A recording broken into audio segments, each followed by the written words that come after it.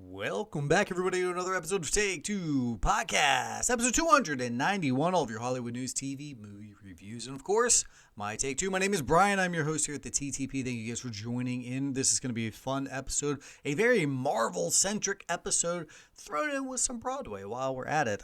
We have reviews this week of Moon Knight that wrapped up last week. Ready to chit-chat about that series that is over on the Disney Plus, and of course, Doctor Strange, the Multiverse of Madness, that is out right now in theaters. We will be discussing both of those. I will tell you guys right now, anyone interested in listening to the reviews, I will lead off with a spoiler-free section, and then switch over to some spoilers. So if you have not seen those, don't worry. I will give you a warning to let you know when to fast forward. Use those timestamps. Oh, if you don't know where to find the timestamps, don't worry. Every week, I like to drop on our what words am I saying? On social media, the timestamps to help you guys out. If you need to fast forward, rewind. If you think you hear something hilarious and you want to hear that joke again, there they are for you across the board on Instagram, Facebook, Twitter, you name it, at Take Two Podcast. Very easy to find. Please follow across the board for Twitter, Facebook, Instagram, YouTube, even if you want to see my smiling face, please. And then, of course, if you want to chit-chat throughout the week, night or day, 667-365-8253. Hotline there to shoot some text messages, leave a voicemail, express your thoughts, your views, your desires, everything in between for here. Take Two Podcast, episode 291. This can be a good time. I mentioned Broadway a minute ago. We will have the Tony nominations. They just got dropped. We'll do a full review in the Hollywood news segment, which is good because there wasn't a ton of Hollywood news, like actual worthy Hollywood news stuff. Lots of casting later, and we'll discuss how we have to kind of pick and choose this time of year what casting we're going to discuss and what casting we got to glaze over a wee bit, and I'll explain that in a minute. But box office, of course, the poll was back, DC, Marvel, all of the good things in between. Thank you guys for joining Take Two Podcast. Without further delay, let's just get rocking and rolling here, and let's rock right into the box office. You know, it's a big weekend when you can win the box office, and the amount of money that your film earns, domestically speaking, and worldwide to be honest, but the money that your film earns just this weekend is more than the next 50 plus movies combined. Everybody went to see one film this weekend, apparently. That was Doctor Strange in the Multiverse of Madness, or Doctor Strange, MoM. $185 million. 4,500 theaters they threw this bad boy in. $185 million bucks. Solid. I mean, more than solid. I don't know if this is what Marvel / Disney were hoping for, but they got it. Wow. I looking at the writing on the wall, who was going to what, the pre-sales were outpacing certain movies. The pre-sales outpaced the Batman, were a step behind Spider-Man No Way Home, so you were thinking this was going to make good money. I think a lot of people went into this with high expectations of what the MCU is going to do going forward, so everyone wanted to see this opening weekend. Also, man, there's such a thing on social media now where people just don't give a dang and they talk openly. I mean, I got yelled at. I posted Sunday night something on our Twitter, on Take Two Podcast Twitter, a joke on Twitter, not spoilery, but alluding to events that happened in the film, and got crushed, where people are like, whoa, spoilers. But there's so many folks out there that just speak so openly about these films nowadays. I think there's a push of people that are like, if I don't see it within the first 29 hours, I'm going to get it ruined for me. And so I think that is a factor here why so many people are like, I got to see it this weekend. Also, the weather sucked. I think the weather sucked across the country, but I know in the East Coast, the weather really sucked. So it was perfect storm, if you will, pun intended, to go to the movies. And what did everyone want to see? This thing. Geez, I glazed over my own story. I went at 10:45 a.m. Friday, and my theater was packed. Absolutely packed. So anyway, $185 million for Doctor Strange Multiverse of Madness. I saw it made $450 million worldwide. That is phenomenal cash. Well done there for Marvel to rake in that loot. We will talk about going forward how much it's going to make next week. Is there any competition? Do people want to actually see this thing a second time? Second place, The Bad Guys, just under $10 million, 9.7, putting it over $57 million. Hey, good on you. Well done. Sonic the Hedgehog 2. The Bad Guys is just pacing at that even level right there. I expect next week for them to stay right there. They'll stay right there in that 2 seed. Again, we'll talk about it going forward. But that amount of money is probably where it's just going to sit for maybe 2-3 weeks. Sonic the Hedgehog, third place, $6 million. Fourth place, Fantastic Beasts, Secrets of Dumbledore, just under $4 million. Everything, everywhere, all at once, $3.3 million. putting it over the $40 million mark. Good for them. The Northman, $2.7 million. The Lost City still sticking around at $2.5 million. They are $5.5 million shy from 100. They could get that within the next 3 weeks. Again, looking at competition next and the following, there's not a lot there. We will, again, discuss this going forward. Hell of a tease for going forward, right, folks? Can they get that 100? We shall see. 8th place, Unbearable Weight of Massive Talent, 1.5. Memory, the Liam Neeson movie, 1.2. And then Father Stew at $800,000 wraps up your top 10 there. It is $185 million for Doctor Strange and the Multiverse of Madness. That is some good money for them. Wowzers. And I am very intrigued to see what it does next week. We shall discuss that. When do you think? Oh, probably in the going forward. Great idea. That is it for the box office. Let's move along to the poll, shall we? Your poll results this week. Hey, hockey's here for all you sports nuts out there. Hockey playoffs are upon us. The best playoffs in all your major sports, by far. Hockey playoffs are by far the best. It is tension-filled at all, especially if you go to an OT. If you go to overtime in hockey in the playoffs, woo, baby. There is a reason I don't have hair. Many a Rangers Caps playoff series, many a Rangers Penguins playoff series where my hair just fell out. I mean, the Rangers in 2014 went to 3 overtime games alone in the Stanley Cup, losing all 3 of them, sadly. But either way, I mean, it is just edge of your seat excitement. Either way, since that was on the mind, I was thinking, hey, folks, there's some good hockey movies out there. What's your fave? The 4 options I threw onto the Twitter were The Mighty Ducks, and I don't know, I just put Mighty Ducks. I thought about putting Mighty Ducks series, not the TV series, but the entire trilogy or show, but I just figured you guys are smart enough. I'll just put Mighty Ducks. Miracle, Slapshot, and then Mystery Alaska. I knew Mystery Alaska was going to come in last place. That was an easy get, and I low-key love that movie. Not low-key, I'm telling you right now. Love Mystery Alaska, and I think people who have seen it appreciate it. It's just not going to win out versus other superior projects. And so it's no slight to Mystery Alaska because that's a great movie. I just knew immediately it was going to lose it. I just wanted to put it up there because I love that film and I wanted it in the running at the very least. It did get some votes. We had, though, a tie. 29% of the voting went to both The Mighty Ducks and Miracle. Wow, that's crazy. That's why, I mean, Miracle is award-earning film. It is some people hold that in such high regard as like favorite movie of all time, let alone favorite sports film of all time. So that is good on The Mighty Ducks. Quack Attack coming in strong there. Either way, they tie it up at 29%, and we will get to the tiebreaker in a minute. Slapshot comes in at 25%. And then Mystery Alaska comes in at 17%. So it got a couple of votes. Good on Mystery Alaska for actually getting some of the votes. We had no write-ins for any other films out there, and there are a litany of other films that you guys could do. Youngblood could have gone with. There's some other movies, hockey-based movies we could have gone with, but no. Everyone just stuck with that. Ryan L. Terry, phenomenal podcaster in his own right. Huge Tampa Lightning Bolts fan. And he threw in there. He was like, I voted for the Ducks, but I have to, while I'm here and while we're chatting hockey, he said go Bolts. So good on him. I do love a little good-hearted sports smack talk. Wow, that sounded nerdy. Anyway, to the comment section. So that was it for Twitter. Facebook, nobody even showed up. And then Instagram, it came down to this one final vote for what was going to decide all the marbles. Chris said, this is a close one. I do love me some Miracle. I do love me some Mighty Ducks. But I've got to go with Miracle. And that gives it the win. Miracle for the win over Mighty Ducks. Thanks to Chris. All your fault, buddy. Michael Ruzioni gets the victory once again. Do you believe in miracles? Yes! You have just won the poll this week.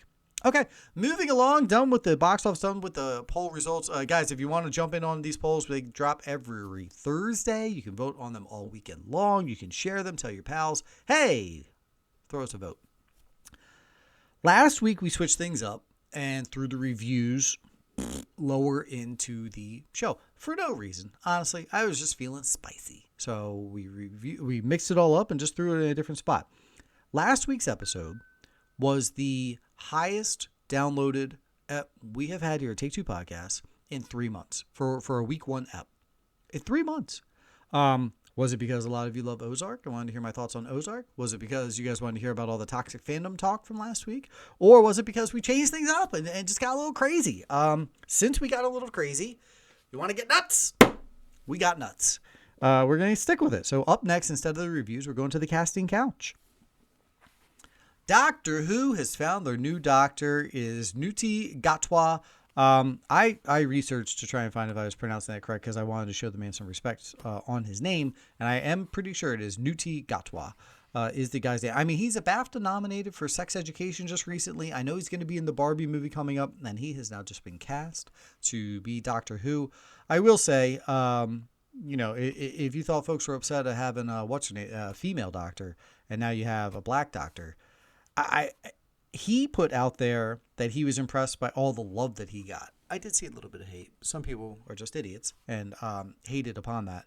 But he then posted something to the effect of, to be honest, I can't believe the amount of love that I've gotten from this. I was worried about some backlash, but I've seen nothing but love. So rock on. That's awesome. Good for him.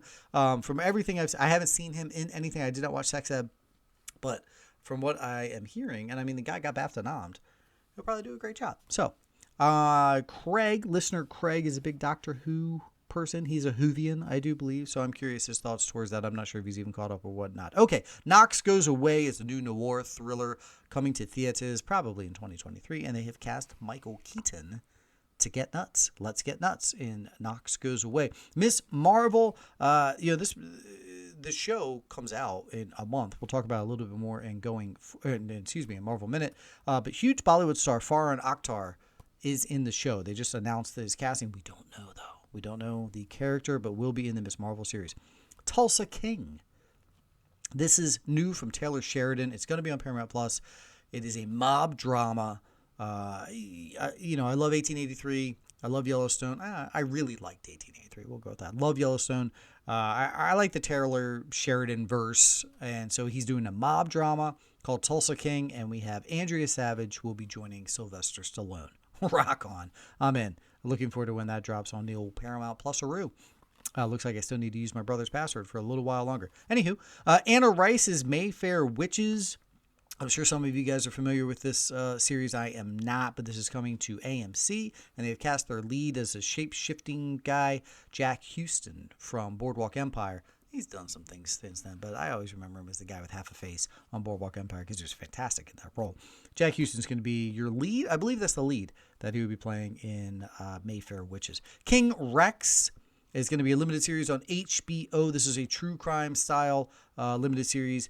Henry Winkler, they're going to be having there. And whom do they tap to direct at least the pilot episode?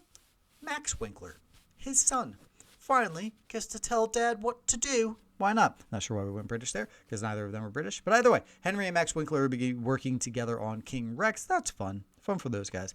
Last Breath. This was a documentary by Alex Parkinson. And it was about a diver that got trapped in the bottom of the ocean and ran out of oxygen and only had like 5 minutes left. And help was 30 minutes away, and how did he survive type thriller, right? I did not see the doc, but I heard it was a fantastic doc. Well, now they're making this into a legitimate movie. He is going to stick around and direct it, and why not get Jimon Hansu, Woody Harrelson, and Simu Liu to star in this. I'm already on the edge of my seat just hearing about it, just the premise. Oxygen. I'm not good. I can do heights, no problem. Things that are enclosed, submarines, underwater, hard pass, and cold, anything that's cold, hard pass. So anything of this, I'm already tensed up. I want to watch it, and I'm going to be holding my breath the entire time. Lastly, loaded cast here for Maybe I Do. This is a rom-com coming out next year. Diane Keaton, Susan Sarandon, Richard Gere, William H. Macy, Emma Roberts, amongst many more in this huge cast of this multi-gendered rom-com. Funny, usually folks, when I do the notes, and everyone out here does a little shorthand whenever they write, and I still pen and paper write my notes. Earlier on, we discussed a Michael Keaton casting, so I just wrote Keaton in this film, right? Not thinking there are other Keatons in the world that could be actors or actresses, including high-end actress Diane Keaton. So for this, I wrote Maybe I Do, Keaton, Sarandon. Wait a second, maybe I should let myself know which Keaton is in which project, because if I goof that up, you'd have Michael Keaton and Richard Gere dating. Oh, the world might end. With the casting, I mentioned this earlier, with picking and choosing with the casting. Right now we're in pilot season, right? This is when a lot of TV shows, a lot of, network shows are trying to get things going. And so it's a little tough to decide, is this worth talking about with casting? Because it is just a pilot project. It probably won't make it past tomorrow. We're not totally sure. That style of thing going forward. So if there are projects that you guys saw out there, you're like, hey, wait, I saw this guy's doing something for NBC. If it's just a pilot project that might not even get picked up or whatever, I don't know. I don't want to waste you guys' time, but if it looks fun, hey, we'll chit-chat about it. Okay, that is it for the casting. Let's jump on over to the Hollywood news. All right, the bad news to lead off here for Hollywood news is that Saved by the Bell, or the continuation, the reboot, whatever, has been canceled. The Peacock canceled that series. Season 3 was supposedly supposed to start filming soon. Excuse me real quick if you don't mind, folks. And they canceled it. So no mouse on the Saved by the Bell. Major bummer. I was actually just listening to a podcast with Mark Paul Gosselaar on it just recently. And he was fantastic. He was raving about it and whatever. But I'm kind of bummed because I felt like season 2 was finding its lane and it was better. And they could have gone more areas and they were involving the previous cast and in a better way and not just, parody, campy kind of thing. So I thought it actually hit a better stride in season 2. So it's a little bit of a bummer to see that they couldn't just kind of continue. And I thought some of the kid actors really hit a stride as well, gaining some experience. But either way, once again, my favorite show of all time, Saved by the Bell, gets canceled. How many times are they going to cancel Saved by the Bell in all its iterations? All right, here we go, folks. Tony nominations are up.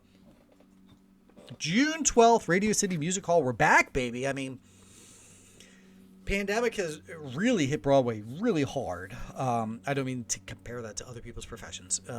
But as far as these actors and actresses that tried to work on stage and in these musicals, it almost single-handedly destroyed Broadway. It truly did. And there was talk for a minute there of like, will Broadway even survive? Will they even make it? And they did, because they're Broadway. Hey, but I do know plenty of actors and actresses did not survive that, and some of them still are now waiting tables and whatnot. I don't mean to poo-poo waiting tables. I feel that every single person in this country should do that out of high school. You should get a job waiting tables to learn yourself a little something. Not about just giving someone their change, but how to interact with humans. Either way, Tony nominations are out. June 12th will be the ceremony, and here we go. I mean, some big names just off the top, like Ruth Negga gets a nom, Hugh Jackman gets a nom. We're going to not... It's not... That's the one thing I think that people forget. A lot of these actors and actresses do the stage stuff in between doing their film projects, and a lot more of that is happening recently. It's not just a set. You're a stage actor, you're a TV actor, you're a film actor. Those days are gone, and I, for one, love it. Put me in everything. Put these actors and actresses in everything so I can go check them out. Any hoot. Here we go. Real quick, I'm going to blow through these guys. Check your timestamps if you're not interested in this, but I am going to try and go through all of the nominations really quickly for the Tony Awards. Here we go. Strange Loop, Best Musical. Here we go. Strange Loop, Girl from North Country, MJ, the musical, Mr. Saturday Night, Paradise Square, and Six, the musical. Music Man, biggest snub right there. Best Play, Clyde, Hangman, The Lehman Trilogy, The Minutes, Skeleton Crew. Best Revival Musical, Caroline, Company, The Music Man. There it gets its spot because it is the revival spot. Okay. So I already am retracting a statement that I said 5 seconds ago because I was forgetting that it would fall under the revival category. My apologies. But there, off the top of my head, I was thinking Music Man should have gotten that. Hey, this is real-time podcasting, folks. Real time. Thanks for joining. Take Two Podcast, episode 291. Ratings and reviews. This guy's an idiot, but I'll give him 5 stars. I will take that. If that's your review, he's an idiot, but I'm giving him 5 stars, sold. 100% sold. I'll even send you some stickers. The best revival of a play, American Buffalo, for colored girls who have considered suicide when the rainbow is enough. What a title. How I Learned to Drive, Take Me Out, or Trouble in Mind. Best performance by an actress in a musical lead, Sharon Clark for Caroline, Carmen Cusack for Flying Over Sunset, Sutton Foster for Music Man, Joaquina Calacango. Excuse me, ma'am, if I just destroyed that. I really tried to do it correctly. Paradise Square. And then Mar Winningham for Girl from North Country. Best performance by a leading actor musical, Billy Crystal, Mr. Saturday Night. Miles Frost for MJ the Musical. Hugh Jackman from The Music Man. Rob McClure from Mrs. Doubtfire. And then Jaquel Spivey from A Strange Loop. Hey, we used to have a Spivey on our show all the time. She was a friend. I wonder what happened to her. I mean, you've got Billy Crystal, Hugh Jackman as your big names there. Rob McClure and Mrs. Doubtfire. That's a loaded category. That is a loaded category. Come on, Miles Frost. Just sneak in there and grab it real quick. As much as I love Hugh Jackman, that would be wild. Performance by a leading actress in a play. Gabby Beans for Skin of Our Teeth. LaChange for Trouble in Mind. Ruth Negga there for Macbeth. Deirdre O'Connell, Donna H. And then Mary Louise Parker for How I Learned to Drive. Performance by a leading actor in the play. Simon Russell Beale for Lehman Trilogy. Adam Godley for Lehman Trilogy. Adrian Lester for Lehman Trilogy. David Morse for How I Learned to Drive. Here's a name you might know. Sam Rockwell for America Buffalo. Ruben Santiago Hudson for Lackawanna Blues. David Trelfall for Hangman. Those are your big categories there for the Tonys, and that's what we're just going to rock on for. Because, listen, guys, I get it. You don't listen to my show for the Tony stuff, but I love the Tonys. I love Broadway, and I love things like that, so I just wanted to give it some love while we were here. That's actually going to wrap up the Hollywood news. And now, on to the reviews. All right, here we go. We're going to lead things off with Doctor Strange in the Multiverse of Madness. We'll lead off non-spoilery, just for those of you out there who had yet to see the film. I'm just going to give you a quick overview of the thoughts, so that way we don't ruin anything. I'll do my best to speak that. But this is a film where you can't really you honestly cannot talk about this movie without spoilering it. So here we go. All right, to lead off, this movie is like a 6.5 out of 10 for me. It is fine. It was good. I'm on the positive side. I'm on the positive side of this movie. It just didn't do nothing for me type thing. The big surprises, but it had some fun. It had some neat elements to it. I'll start off with this hot take. I've seen a lot of things on Twitter right now saying, give directors their own voice, get away from the Marvel formula. These are why these films are so great, because you allowed Sam Raimi to do his thing. You allowed X director to do their thing. Keep getting away from the Marvel formula would be good. And my thought is, Marvel is the highest grossing franchise in the history of history.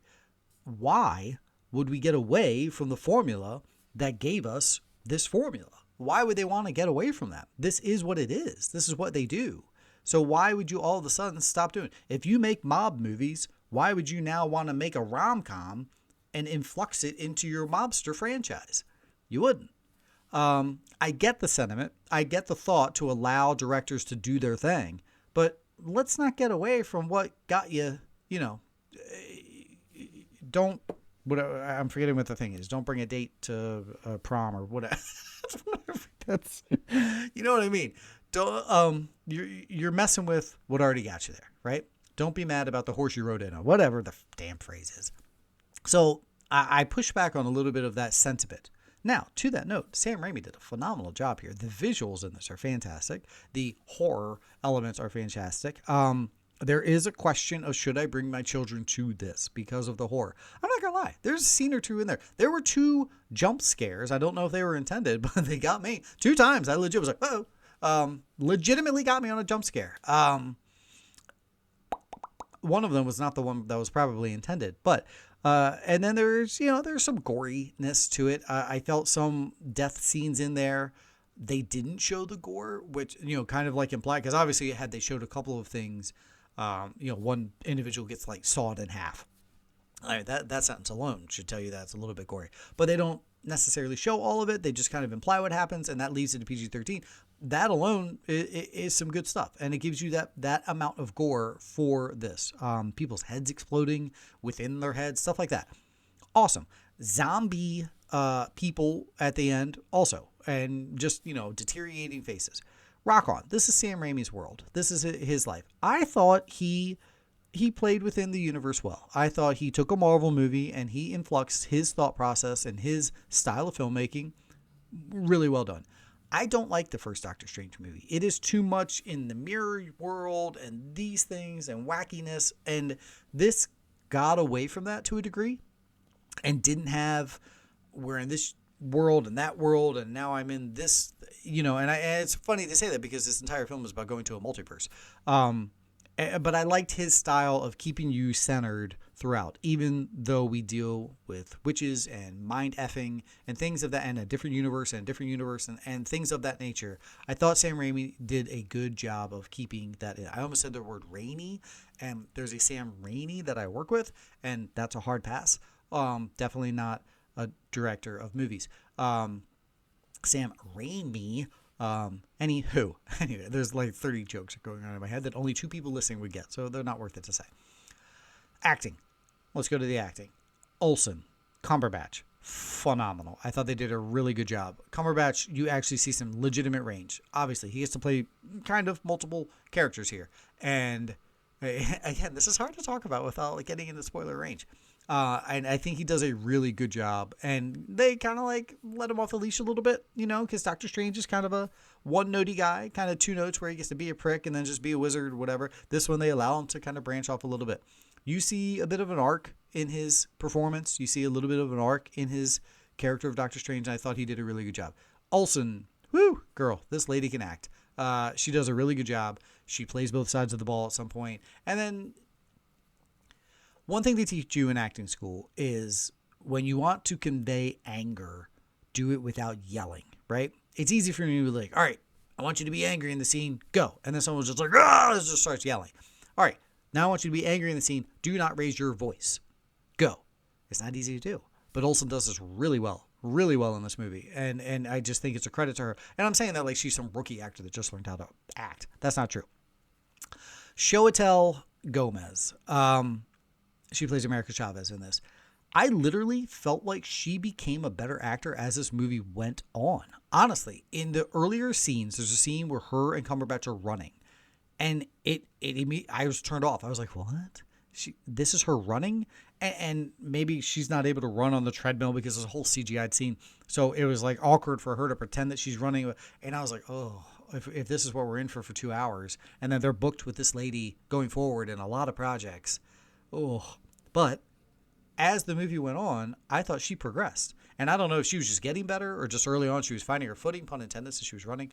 By the end of it, I was all on. I was like, oh, okay. We're fine. We're fine here, everybody. Those trepidations I had an hour and 47 minutes ago, they're gone. The lady knows how to act. She's a good kid actress, and I'm fine hitching our wagon to her star, pun intended. Man, lots of them right now, right? Going forward. Anyway, McAdams is fine. She is what she is. She's a good actress. Ejiofor, all other acting performances across the board were totally fine. Everyone did what they were supposed to do and as they were supposed to do going forward. Why is the movie a 6.5? It gives you some good action. It is CGI heavy. I would tell you the opening fight with him and the octopus, when he's at the reception and he jumps off of the balcony, very superhero-esque, right? He's in a suit and just jumps off a balcony, throws the cape on, transforms, and then whoosh, turns into Doctor Strange. I was like, thank you. That's like badass superhero stuff. That's old school. I know it wasn't, but almost like practical effecty superheroing. And then he goes and fights a 25-foot octopus, and he conjures up, for some reason, zombie hands to grab a pole and try and stab it. And at that point, I was like, more CGI stuff. Like the only bad part of Shang-Chi was the ending because it was just CGI heavy. And I get it. We're a Marvel. This is our lane, right? This is where we are. CGI stuff. So the CGI, lots of it was, alrighty, neato. I think, and this is a me problem, I was expecting more information on the multiverse. And I don't know if we got the amount that I was hoping for. Now, again, that's a me expectation problem. Some of you may have gone in with lesser expectations, and therefore you liked what the avenue was that they gave us. That's why it knocked it down a wee bit for me. That's not fair to the film, but still, I thought they hyped it enough to let us know, hey, when we get to here, we're going to give you some serious answers. We're going to tie in this TV series, and we're going to tie in X, Y's, and Z's more, and bing. The cameos, and we'll talk about this again in the spoiler section. Cool, and that's it. Cool, okay. Again, hyped you up, gave them to you, gave you a really cool one, that I was the only one in my theater that was like, ha ha. But that wasn't the noise that I made. I promise, that was not the noise that I made. But then, and then again, here's Marvel's problem. Here's the watering down of Marvel. What's next for that character? What's next, right? And this will forever be Marvel's problem. This will forever be Marvel's problem. Well, what's next? Now what? Now what? They have now reached the status where you can't just, that's what happened. That was our movie. Chill. When we get to the next one, then you'll find out. And so it's a good problem to have. It's a great problem to have for them. I mean, $185 million in the box office. I'm sure they're okay with that problem right now, right? And that is, again, how they build that hype suspense. But I think that was just kind of like a little bit of the letdown in that area. The magic on magic, I don't love magic stuff. I don't love realmy stuff. That's literally why we have a spin-off show here at Take Two Podcast that Roy handles that stuff. That is his lane, and he dominates it. And that is a big reason why we have it. And I know I can already tell you right now, at the end of this month, he's going to break down this movie too. And he probably loved all the magic on magic stuff. It didn't lose me too much, though. You know, my only issue is knowing how much level of power each magician can have, and that's where you can lose me. And then, oh, well, this spell can beat that spell, and that spell can then defeat this spell. I don't know. I like a finite amount of power in these superheroes, and that's where sometimes the magic on magic stuff can lose me. But I thought it was fine. I thought it was fine. We just learned that one person has a butt ton of power. Anywho, guys, I liked this movie. It's middle of the road MCU for me. I thought overall the acting across the board was fantastic. The direction by Sam Raimi was fantastic. Give me another Sam Raimi project in the MCU in general. I would love to see it. Man, I would love to jump in. Like, if he could jump into the Snyderverse, like as dark as Zack Snyder has that, throw in Sam Raimi's mind. Woo! Glory be. Either way, I thought everything on there was great. It was top notch. The script, fine. Some weird dialogue in there, but whatever, dude. It didn't bother me that much. Like, I've seen some people who are being bothered, like, oh, this script is horrible. Get out of town. Either way, I thought everything in there was okay. I just thought the movie was good. That's it. That's it. It was not mind-blowing. It did not blow me away in any capacity. I literally just said the same sentence twice, but with different words. And that was it. That's how I felt about it.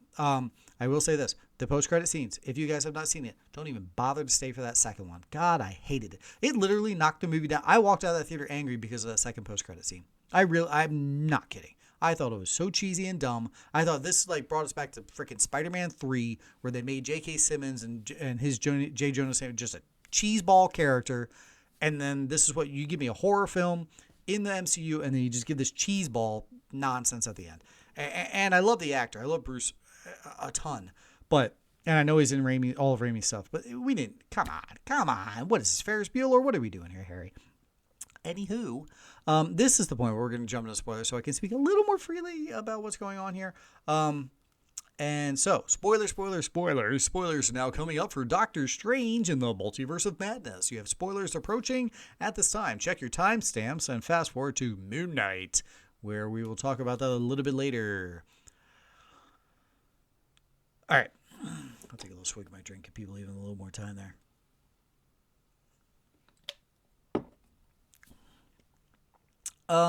Okay, so the only really spoilery parts that we can talk about here, or that we need to talk about here, are the cameos, okay? Now, let's start with Wanda. Here's my issue with Wanda. And WandaVision is still my number one Disney Plus series. By far. Loved it. Absolutely loved it. But that wrapped up with her dealing with her grief. And then that post-credit scene had her reading the Darkhold.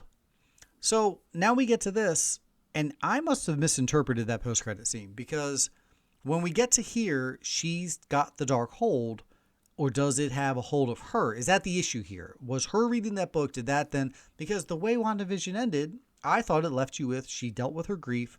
She's obviously still going to be sad, but she accepted it, she apologized, and we gave her redemption, and we moved on. But now she's still on that, now I want the kid. Like, I created that, now I'm mad that they're still not there, and now I want to get them. And the crazier part here is, those kids weren't real. And so the whole crux of this film is she is now after these kids that don't exist. So my question is, why/how do these children exist in other universes? Because if she fabricated them here, why aren't they fabricated there? What is different? Why does she actually have babies on different universes, but in this one not? Like what? That is a mildly confusing part on my end. B, now all of WandaVision in the finale there is now all for naught, because now she's angry again, and she's even more angry that she's willing to murder anyone that gets in her path, so that she, including herself, because she would now need to take over herself in a different universe to then be with these kids whom she never had in the first place. So everything that WandaVision did to at least leave you with a positive taste in your mouth of this character of, yeah, she did some really messed up crap to these people. I get it. Okay, she had her penance. She lost everything. That's her penance for this. Well, now that's all out the window again. And now she's just a legitimate villain going forward. So, I mean, they really chose to just say, F it. This character that many of you people love, that many of you people adore, that some of you people even cosplay as at Comic-Cons. Guilty. I didn't. Wait, time, freeze, before you read into that. I dressed up as Vision. The wife dressed up as Wanda. Now, sorry, she's just a villain, and one of the worst villains, as in evil, in the MCU that we've ever had. I mean, she's just murdering dudes left and right just to get these fake children to be their mom. Good on you, Marvel, for dropping a mom movie on Mother's Day weekend. Why not? Anywho, that part, I guess I just didn't love, because I was like, wait a second, and there's heel turns, I get it, but you just sold me this bag of this lady just went through her redemption tour, but nah, never mind. Now, is it, I'm circling back to my original sentence, is it because the Darkhold got a hold of her? And because the Darkhold affects you, it changed her way of thinking. And the only time I could record today happens to be the time that my neighbors are cutting the grass. You're welcome for that audio if anybody can hear that. I guess that's the excuse. We reported on the show a while back that she signed on for a 2-year deal. A new 2-movie deal. Not 2 years. 2-movie deal. Now, we'll talk about Marvel Minute going forward, if she's going to be coming back or if she won't. I don't think anybody out there thinks that she's dead, right? Obviously she's going to survive that little thing that happened, and then we can bring her back, and we'll talk about more in Marvel Minute with that. But it just seemed like a very weird character choice to do this to this character so that we can introduce America Chavez into the MCU. I don't know. I don't know. I guess I just didn't like why they did that to Wanda, because maybe I was such a pro Wanda fan. That was a part of it that I really just didn't enjoy. America Chavez's character going forward, I think this is what's going to open us up. I saw some people were upset, like, well, Phase 4 clearly has no direction. They don't know what they're doing after seeing all these films. I disagree. I think they know exactly what they're doing. They just introduced the character that's going to open up other universes, and that's how we're going to have to go universe to universe to find a way to defeat Kang once Kang shows up. Loki gave us Kang, Loki gave us the splinter timelines, and now, bing, America Chavez is going to be the key to how we're going to defeat them going forward at some point down the road. So I do think they have a direction with what we're doing here. It's just going to take a minute before we get there, and they're okay with it. They have a 10-year plan. We talked about that last week. So 10 years started today. We got a ways to go here, folks.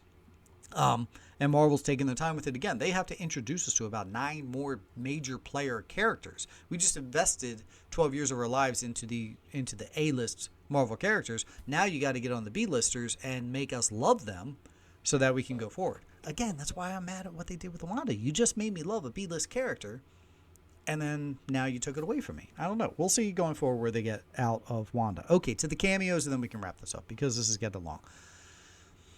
Professor X, we knew Charles was coming in. When they hit that as he rolled in, oh my goodness, I was hyped. No one else in my theater was hyped. I was hyped. I really should have went to see this movie with other people, because I was like, yes, that's fantastic. What a way to introduce him onto there, because he comes in with the yellow chair. Perfect animated series. Boom. Giving him a Black Bolt, that was wild, because I know he was in Inhumans, and that was good for some people there. The different Captain Marvel was awesome. And then when they give you that John Krasinski, I cheered out loud. I was like, yeah, awesome. That, it was such a fan fiction thing for such a long time. And the fact that they were like, all right, let's do it. Now, here's the question. Here's Marvel's problem going forward. If all of the universes are the same person, right? It's still a Benedict for all the Doctor Stranges across the board. They have now established that it's canon in the MCU that you are the same person in each universe. There's just variances on if you're married, if you're not married, if you have children, whatever. That means if we get Fantastic Four, it's got to be John Krasinski, right? So we have John Krasinski as Reed Richards going forward, which is great. I love it. I love the casting. I'm all for it. I'm not for Emily Blunt playing. I don't know why. I just don't want that. Even though she's phenomenal, I don't know. Just give me somebody else. But either way, so that's a great reveal. That's fantastic. Love it. It was just the ones that he just gave us. It was just like, okay. Oh, loved Peggy Carter. Loved Captain Carter. Oh, that was fantastic. Loved having Peggy Carter in there. That was straight from the What If series. I only watched 2 episodes of What If, and that was one of them, obviously, because it was the first one. And I loved it. I thought it was perfect. Her death scene, oh, golly. That was very straight out of Darth Maul getting cut in half. Either way. I thought all of that was fun, and then just not for fun, and it was just to demonstrate how badass Wanda is and how strong of a character she is and can be. And I thought it was also fun that she killed an X-Man because, you know, in the comics, she goes to fight and she fights against the X-Men. You know, that there was all subtle nods inside of there that I thought they did a really good job on. Either way, I will say, folks, coming out of this movie, I was fine. That second post-credit notwithstanding, I thought a lot of this movie was totally fine. It was an okay placeholder. It just didn't do anything for me. And as far in the Doctor Strange verse, I'm on record as not loving Doctor Strange, but this was better. It was good going forward. Wong does need his own series. We will talk about that in Marvel Minute. That's it. That's it. And that's just how I felt about this film. There's just not a lot to chit chat about. The visuals were fantastic. The CGI stuff, a lot of it. But still, the horror element of it, rock on. That was good stuff. I thought it was fine for a PG-13. I have no problem taking my daughter to see it next weekend. She does kind of want to see it. So I don't have an issue there. I do think some people taking the 10 and under crowd maybe want to pump the brakes a wee bit. Because there are a couple of jump scares and there are some legit horror elements to it. You know, not as much gore, but especially the zombie stuff with the dead doctor. Ugh. You just have to make leaps with your mind as to where they're going with certain things in here that I don't always love to do with some of the stuff. Sometimes I just like superheroes just to be powered and fight and punch and kick, and that's it. Either way, the movie's good. It's middle of the tier for me. If you follow Facebook or Twitter, I posted my new updated MCU rankings on there. And it's towards the middle. It's a liked movie, but not great. So there you go. Doctor Strange Multiverse of Madness. Give it about a 6.5. It's a solid watch. If you haven't seen it yet and you really, really want to, check it out in theaters. I saw it in IMAX. That really helped out. But if you want to wait till Disney Plus, I don't blame you on this one. You might not be able to. You might have to so that you can know what's going on with other things. Other things you may ask. How about Moon Knight? That wrapped up its series. What if we do this entire review just changing from different accent to different accent? Just do the British accent, then the New York accent, and then just kind of like Oscar Isaac. But kind of like how no one like Oscar Isaac can do, right? All right, Moon Knight series finished up 6 episodes. Originally, this was booked as a limited series, and then they said season, and then they said series. So will there be a season 2? We do not know. I will be honest with you guys straight up. 5 out of 6 episodes, I dozed off. 5 out of the 6 episodes, I dozed off. I hit one of those points where I was just like, huh?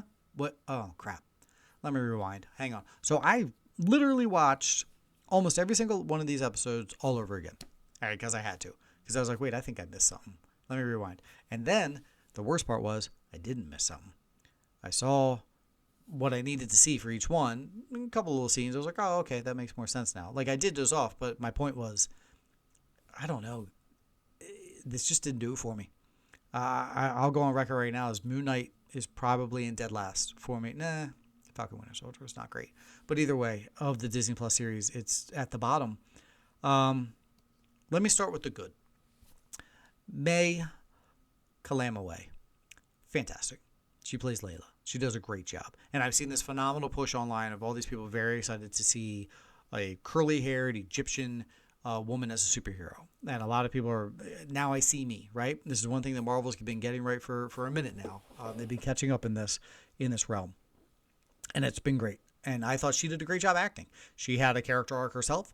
She wasn't in there earlier on, but then when we finally do meet her, she actually shows a progression. And so I thought she was fantastic. May, can't wait to see more of you in the MCU whenever we maybe do get that. That was really cool. Ethan Hawke, an established dominant actor, A-lister across the board. He, again, gives us not a lot. He's not given a ton to do here. He stays very subtle.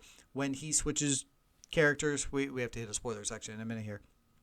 I think is when he really starts to shine. When we get to episode 4 or 5, whatever, I think he really then starts to shine. Oscar Isaac, man, just give him the Emmy now. The guy plays multiple characters in this, and he does a phenomenal job. And switching in between character to character within his own mind, within the same frame, was really well done. And there aren't that many actors out there that can do it, and especially do it as well as Oscar Isaac did. And I can see why they booked him for this. And if we were going to see any more of him going forward, it would be intriguing to see where and why. And we will talk about that in the spoiler section. I don't know, guys. The storyline to me was just meh. I don't know if I was loving the Egyptian god aspect of this. I don't know if I was loving the avatars where they just take over bodies. And I just, it kept losing me. It kept losing me towards, all right, I don't even know who he's fighting right now. Like, is he going up against Ethan Hawke? Is he not going up against him? He could be an ally, but he used to be him, but now he's not him. And then we had the one episode where it started to make sense because we're in an insane asylum for the most part. And it's like, okay, so maybe a lot of this is just all in his head. All right, I'm getting it. I'm on board. A hippopotamus. Where did that come from? It's like just when I was starting to get on board, now we have a hippo. So it just kept losing me.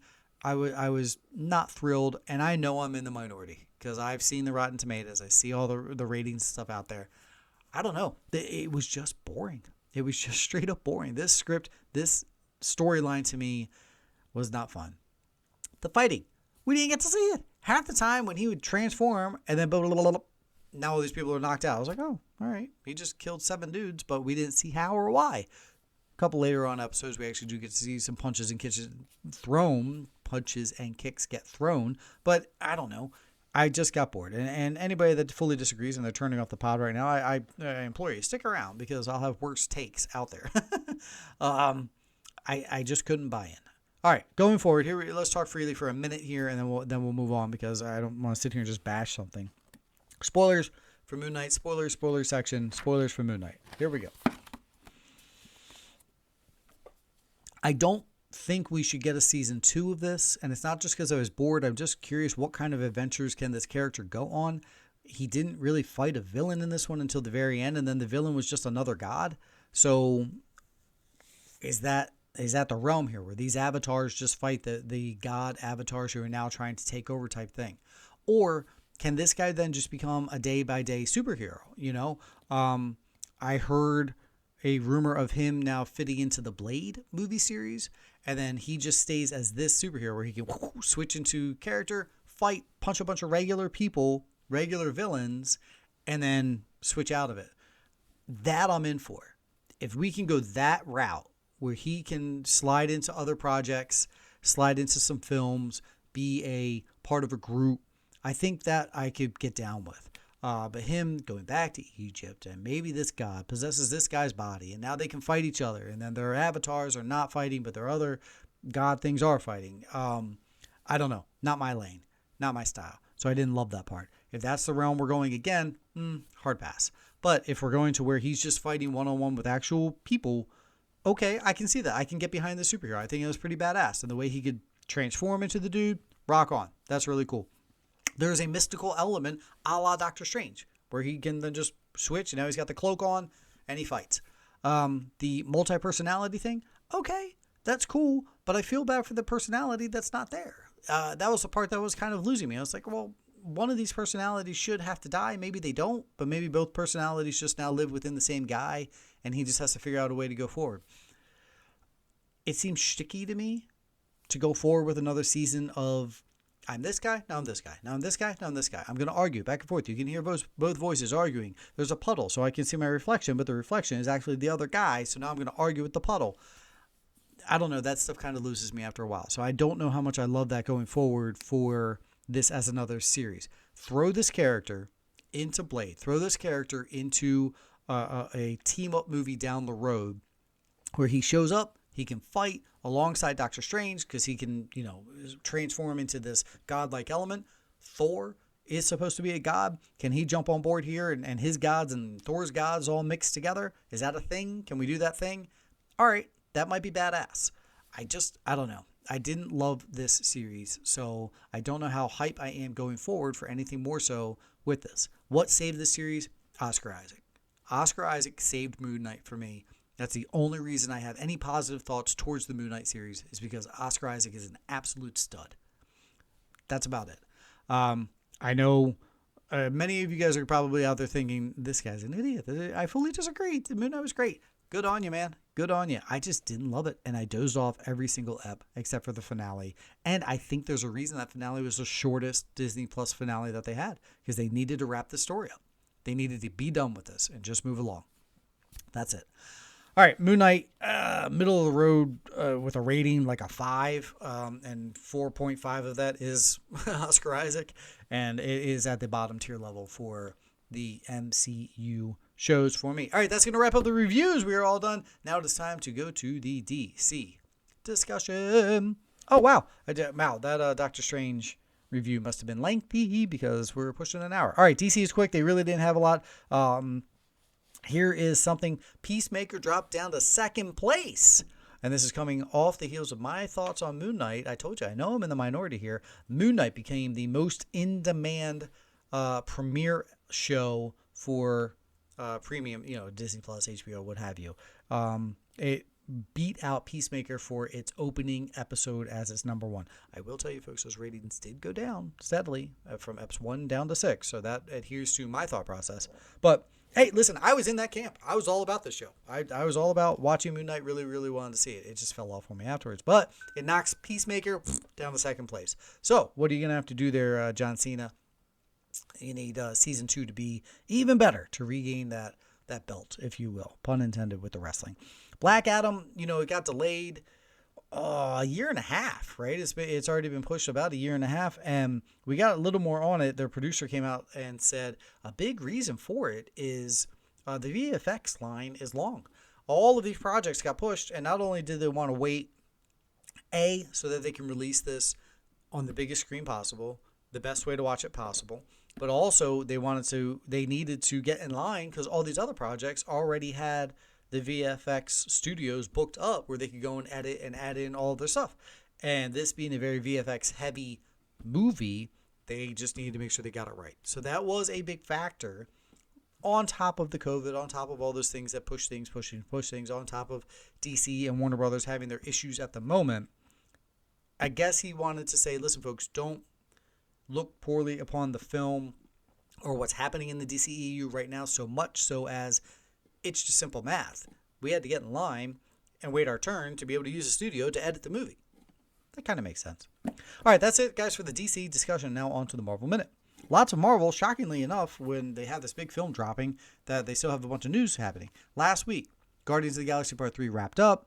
James Gunn gave a very heartfelt goodbye. It was lovely, actually. And in there, we got little hints that we might see the end of Nebula from Karen Gillan. That's a bummer. I love Nebula. I love Karen Gillan. Either way, all that might be done. Guardians of the Galaxy is probably done. We won't get any more Guardians movies. I'm sure we'll see them in other projects, i.e. Thor, Love and Thunder, what have you. But that's all wrapped up, done. We mentioned Wong and his own series, and I'm all for it. And Benedict Wong came out and said, I'm down with the Disney Plus series. I would love to do it. He said a thought across his head and that he has heard people talking about is, what if it focuses on the 5 years that everybody was blipped? And it was kind of like him as the only wizard hanging out, trying to help things there. And when he becomes the Sorcerer Supreme, all that. I'm in on that. Your only flaw there is that we're past that in your timelines. So part of that series would have to be like, hey, back when this happened, and then it would have to catch you up. No problem. I'd watch. I love Wong as a character. He's a phenomenal number 2. Phenomenal number 2. Perfect in that role. If you promote him to the lead, would that be a bad thing? Maybe. I do love his character, though, and I would be down to watch that. Benedict Cumberbatch came out. They asked him some interviews. They're like, all right, so obviously we get that Doctor Strange part 3 probably coming up. So what are we talking here? Are you going to be in another movie? And he said actually he's taking some time off. He had 3 projects come out this year. He had 3 good films come out within the last year. And so he's like, I actually am taking a little breather from acting for a minute. So it may be a ways down the road before you see me back in the MCU. Someone else that wants to be back in the MCU, they asked Elizabeth Olsen. Any thoughts on coming back? We talked about how she signed a 2-movie deal, and she said, no, I'm in. I would love to, but I would really love to do it if the X-Men are involved. Intriguing. Very intriguing that she would even say something to that effect. Lastly, we got a Miss Marvel trailer. This is like Disney's thing now. They do that 1 month trailer. 1 month out to their project to drop, they drop a trailer. And so June 8th is that Miss Marvel series, and they give us a trailer. And it looks cool. I mean, it looks like it's something that we're going to have to watch to get to know some of these characters, because we're going to see these characters later on down the road. That is it for the Marvel Minute. That's it for our show, everybody. It's time to go forward. Winning Time wrapped up. I have yet to watch it. I will catch up with that this week, and we have a review of the series for Winning Time. That is the one series. Some of you guys are big Hacks fans out there. Season 2 starts also this weekend. I have not caught up on Hacks Season 1, so I probably won't be chit-chatting about that. But either way, Hacks is starting up this weekend. Time Traveler's Wife starts up also on HBO this weekend. On Peacock, they have Firestarter. That's also dropping limited theaters across the nation that has Zac Efron in that, but I believe you can watch it on the Peacock, so that might be an avenue that we check that thing out. So you might have Winning Time, you might have Firestarter, and also in theaters this week, Lost Victim. That's what's his name? I almost said Rhea Perlman. Not Rhea Perlman. What's the damn guy's name? Perlman something. Either way, the guy with the red, the thing. I can't think of the guy's freaking name. This is terrible podcasting right now. Why can't I think of his name? Either way, Ron. There's a dented fender. Ron Perlman and Ali Larter. I didn't even look it up either. Are in The Last Victim. Ali Larter, man, what has she been up to? I haven't seen her in a minute. When I say Ali Larter, do you guys automatically think Varsity Blues? Or you think Final Destination? Maybe Heroes. She was good in Heroes. Varsity Blues.